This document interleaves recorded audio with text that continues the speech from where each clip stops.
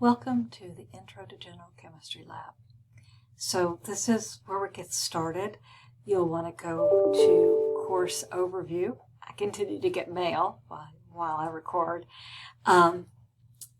This is very similar to the setup of the lecture. There's a course overview. Why should you bother to take a lab? This is about me, and it has my picture, looking a little better there.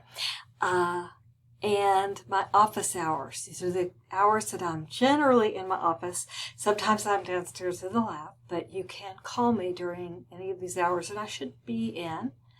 The best way to reach me, though, is by email, and the email is right there.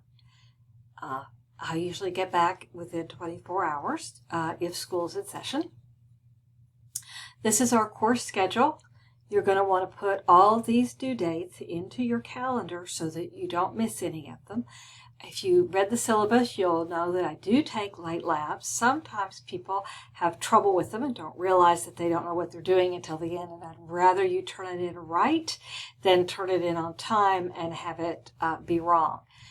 I am very open to anybody that needs any assistance with their labs. I'd be glad to look at it. I'd much rather correct it with you than grade it and have to count points off.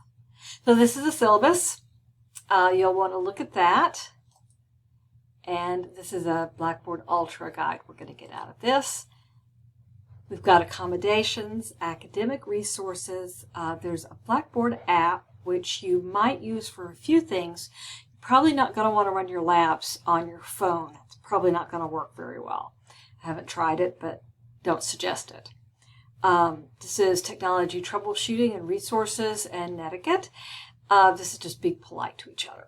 Y'all know how to do that.